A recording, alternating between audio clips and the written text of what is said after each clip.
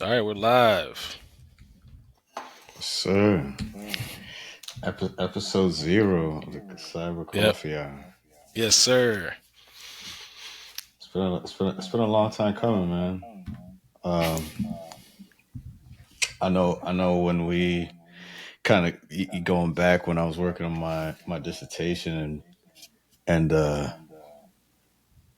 when I was looking around trying to get participants and it's crazy how our friend Alfred's I mean I'm sorry Gibbs put us together because for one I didn't even know like for one, like you were studying in the field, and then two that you were even nearby.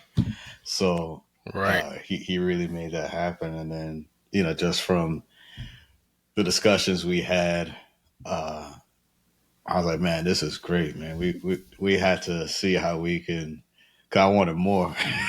So Yeah. Same. I want to collab and see who else is out there in the industry doing. For so long you think you're by yourself, and then come to find out you got someone right from your hometown in the same industry is amazing. So I absolutely, appreciate Gibbs for that too. It's been so long to even being by yourself to finally hear some positive reinforcement of somebody out there with the same objective, same goal in industry. absolutely, absolutely. So yeah, man. I think for me, like one of the things I do want to accomplish, and we talked about this before, where I think it is important that we do, for one, that we are doing this type of work and really putting ourselves out there because I know we'll get into our sharing our personal stories as to how we got to where we are, but I just knowing for myself, growing up, just not having those examples or anyone to necessarily really to aspire to as pertains to this field. And also too, like, you know, I don't think nerds or blurs were very Blurs. were accepted No, we're back outcasts, then, outliers. right? But I think I think it's a little bit more accepted now.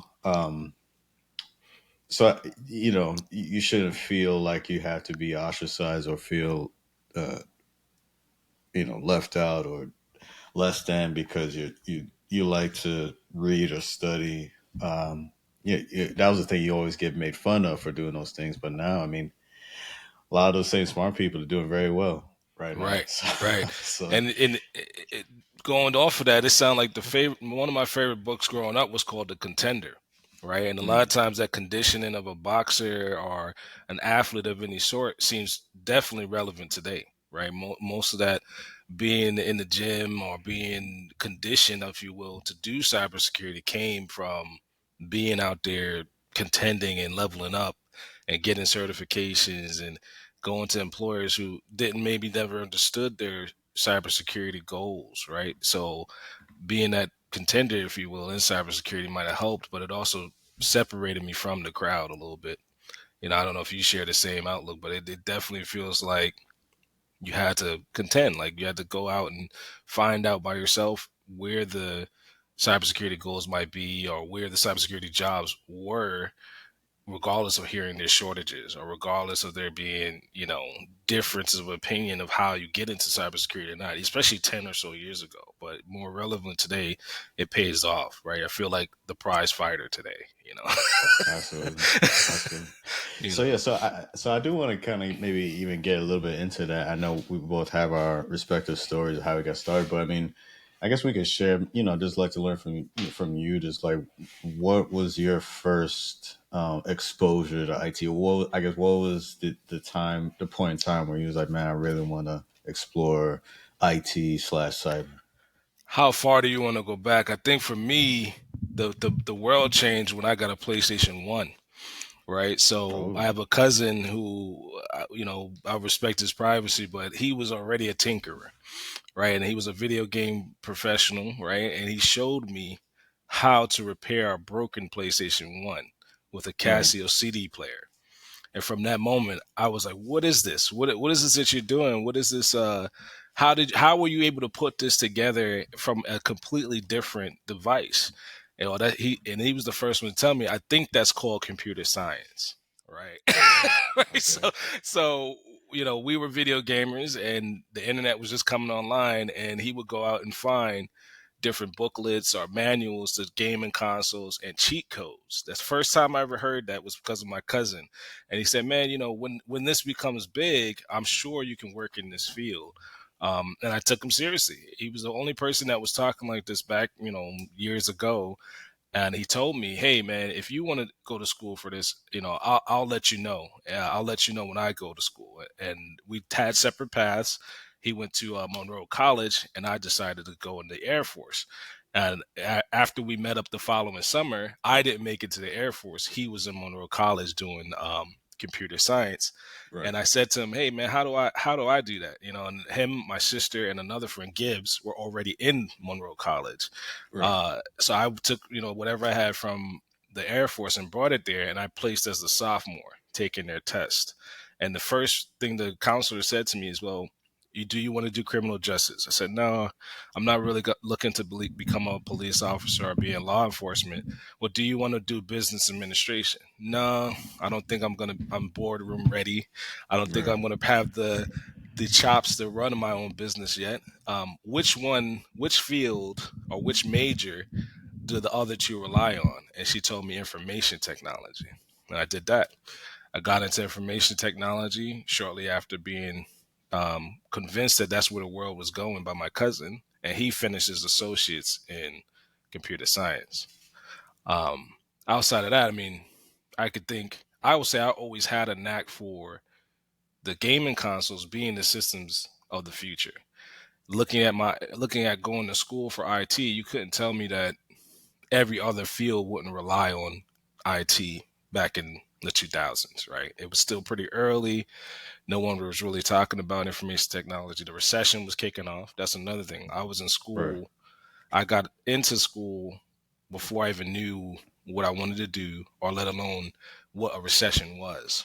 Right. right, right. So I'm sitting there taking classes, working a little job outside of class as a security guard, and my cousin he dropped out. He said, "Hey, I just finished my associates. I don't think I want to be a doctor in computer science." He says that to me almost 20 years ago, and I said, "Man, I'm gonna stick with it. I'm gonna stick with it. And we might be onto something where we're going to be needed.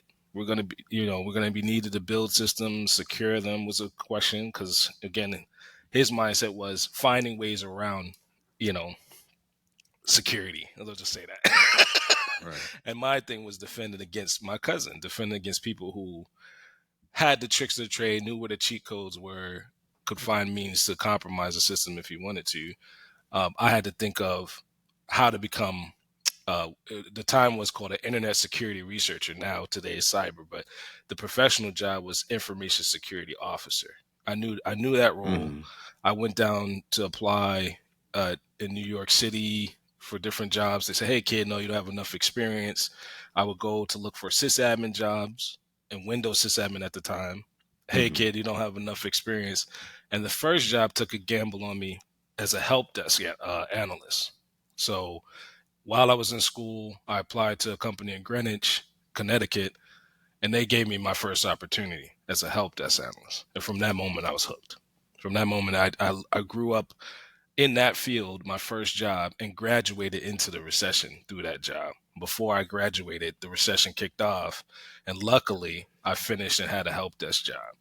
And from the help desk, I learned about all the different system engineers, database engineers, information security engineers, and then finally the IT help desk manager director.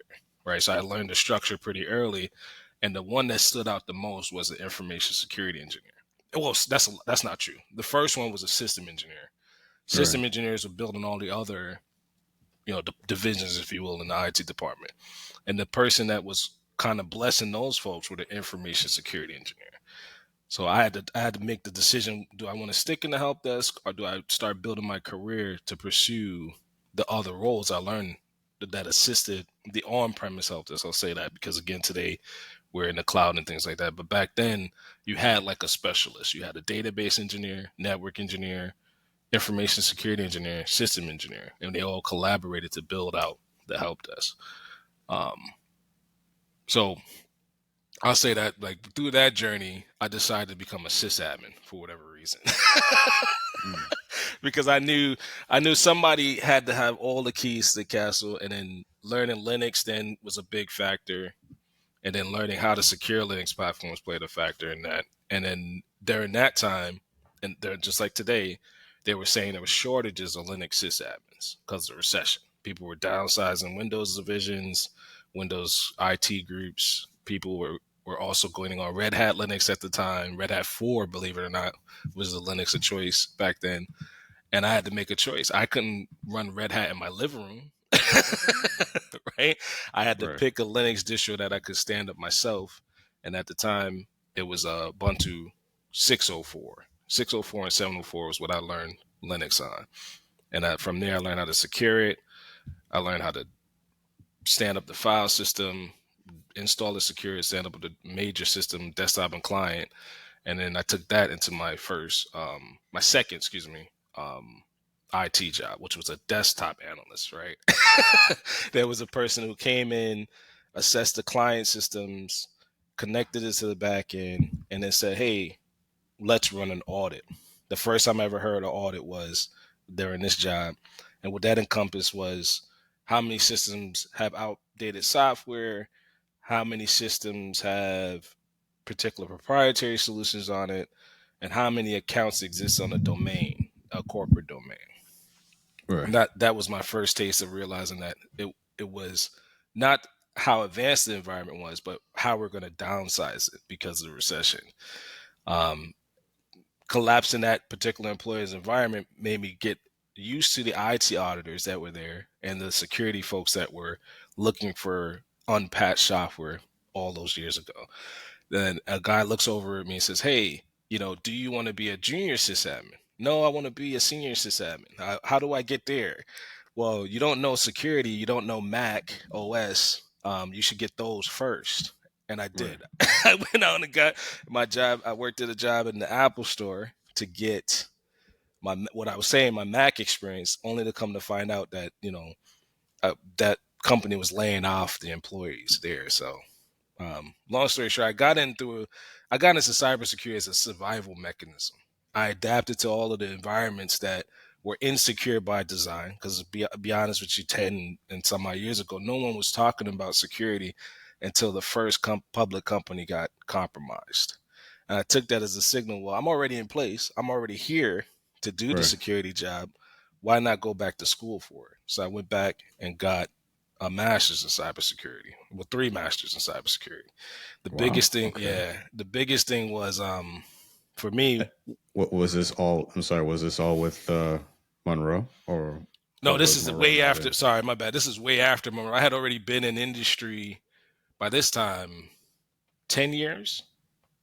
So 10 years after Monroe, I decided, because I did all those different roles, Hmm. how do I get closer to a cybersecurity role, cybersecurity engineer, right? Everybody thought, for me, the closest thing was becoming from a system engineer to become a cybersecurity engineer.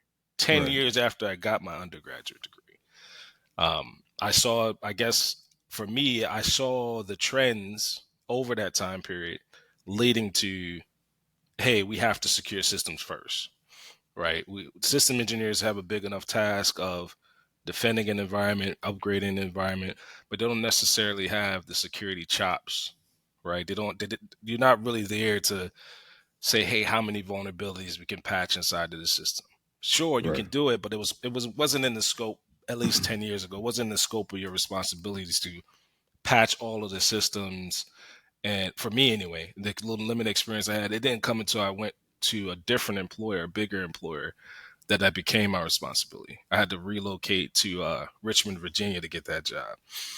And Okay. in doing that job as a senior sysadmin, which I was brought on for, it was kind of like downsizing the systems instead of securing them, getting rid of the legacy systems and then rebuilding them new in the cloud with the patches, with the things that come with building a monitored, distributed cloud environment, right?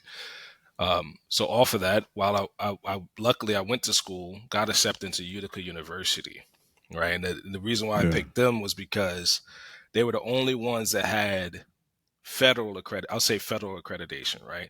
They had the online program. They had professors that were in industry for cybersecurity, and they were also accepting career starters or people from different industries like IT, medical, etc., into their program. So for me, it was only them in Maryland State, and Maryland State didn't have an online program. So being Mm-hmm. that I already relocated from Connecticut to Richmond for the job, I decided to go and pursue their program online. And that was my formal initiation into cybersecurity. Going back to school and doing cyber operations, and then convincing my manager that, hey, you know, maybe I need to do my first cybersecurity role here. Right. Like maybe I'm already going to school for it. I'm already working for you as a system engineer. And then eventually I became a software engineer, patching the same systems we built the year prior. And an incident happened at this particular employer where folks were leaving the cyber division or being told to leave. And I took the opportunity to go and apply to my first official governance or risk kind of role. It was called an ISO role, to go ahead and assess the platforms other folks were building throughout the enterprise. So Right. that was in 2018. So that was my fish after all those years, like from 2018 to, excuse me, 2018 back to 2008. Right. That was my first opportunity that I had before cybersecurity came online, before everyone was really paying attention. I like to say nobody was paying attention that 10-year run. Nobody knew what cybersecurity. Cybersecurity wasn't like, it wasn't the thing we talked about. No, So it definitely didn't didn't have the notoriety that it has now, where or even the respect. I'd even say yeah, that that's a good way. That's a that good it way to has say now. it. Yeah, the respect factor wasn't there. No. No one, what do you mean I have to patch my system? It's already out there, right? I Yeah. already have users on it. What's the worst that can happen, right? The mindset 10 years ago is like, we're already secure. Well, Right. we're coming to find out today that's not the case. you know. That's good, man. Mm. Damn. So it all started with the PlayStation. Already all started with figuring out how to repair a broken PlayStation 1. Yep. Yeah. And finding, then you could download the manuals. You can find out, my cousin Lisa, he taught me that the Casio used the same parts as the PlayStation. And then out of that, the games that we played weren't regular games, right? We played a game called Ace Combat 2. That taught me a lot about aerospace and got me more interested in a certain career path.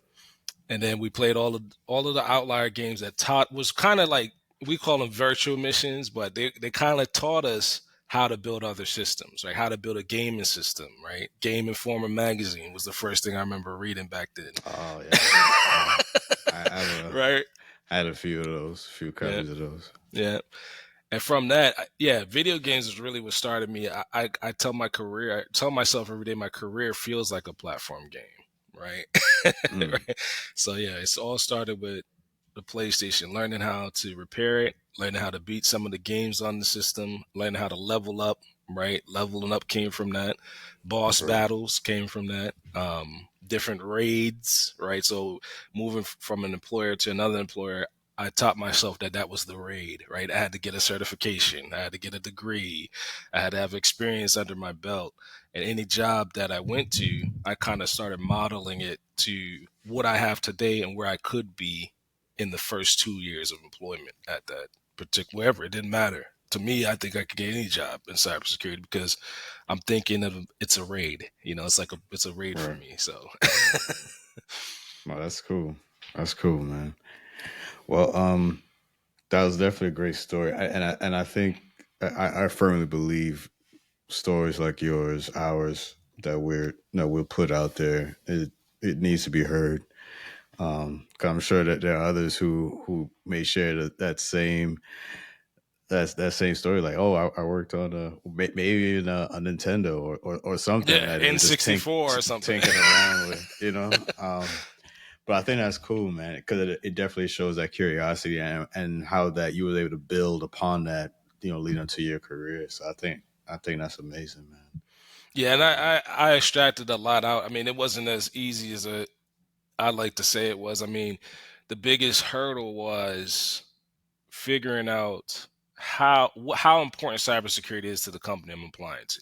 Right, that's the biggest challenge for me today, is especially with so many folks joining the industry from different fields or trying to figure out what the first job they do is.